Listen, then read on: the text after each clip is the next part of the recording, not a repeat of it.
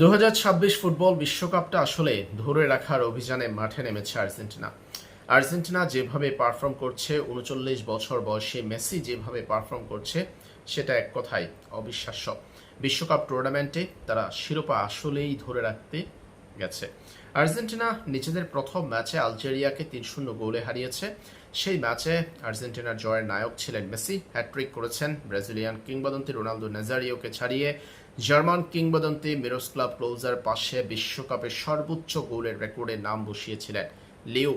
এবার অস্ট্রিয়ার বিপক্ষে জোড়া গোল করে লিওনেল মেসি নিজেকে ছাড়িয়ে গেছেন, নিজেকে অনন্য উচ্চতায় নিয়ে গেছেন। মিরোস্লাভ ক্লোজাকে ছাড়িয়ে বিশ্বকাপের সর্বোচ্চ গোলদাতা এখন মেসি। লিওনেল মেসির গোল সংখ্যা 18টি। অস্ট্রিয়ার বিপক্ষে আর্জেন্টিনা এই ম্যাচে জিতে বিশ্বকাপের নকআউট পর্ব নিশ্চিত করেছে। ধারণা করা হচ্ছে আর্জেন্টিনা যে গ্রুপের গ্রুপ চ্যাম্পিয়ন হচ্ছে। যেভাবে আর্জেন্টিনা পারফর্ম করেছে, এখন পর্যন্ত বিশ্বকাপে 5টা গোল করেছে, তাই বলাই যাচ্ছে আর্জেন্টিনা গ্রুপ চ্যাম্পিয়ন। যে গ্রুপে একটা ম্যাচ বাকি থাকতে আর্জেন্টিনা গ্রুপ চ্যাম্পিয়ন। আর্জেন্টিনা যদি গ্রুপ চ্যাম্পিয়ন হয়ে নকআউট পর্বে যায়, সেই ক্ষেত্রে আর্জেন্টিনা নকআউট পর্বে কাদের বিপক্ষে খেলবে? ফিফার বিশ্বকাপের রোড ম্যাপ অনুযায়ী বলা যাচ্ছে আর্জেন্টিনা এইচ গ্রুপের দলের মুখোমুখি হতে যাচ্ছে বিশ্বকাপের শেষ 32-এ। নকআউট পর্বে আর্জেন্টিনা পড়ার সম্ভাবনা আছে। নকআউট পর্বের ম্যাচে আর্জেন্টিনা প্রতিপক্ষ হিসেবে পাওয়ার সম্ভাবনা আছে স্পেন কিংবা উরুগুয়েকে।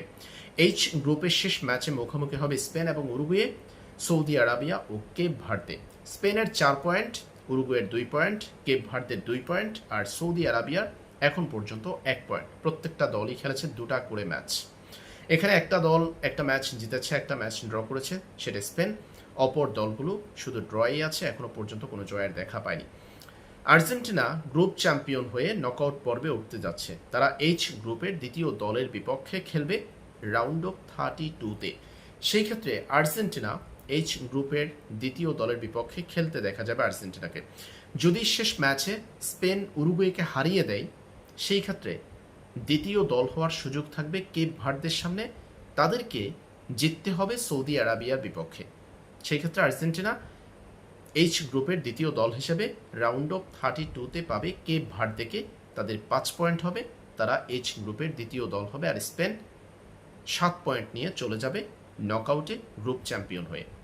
এটা হলো আর্জেন্টিনার জন্য সহজ দল পাওয়ার সহজ সমীকরণ। উরুগুয়ে হারতে হবে কেপ ভার্দে কিংবা সৌদি আরাবিয়ার ম্যাচে।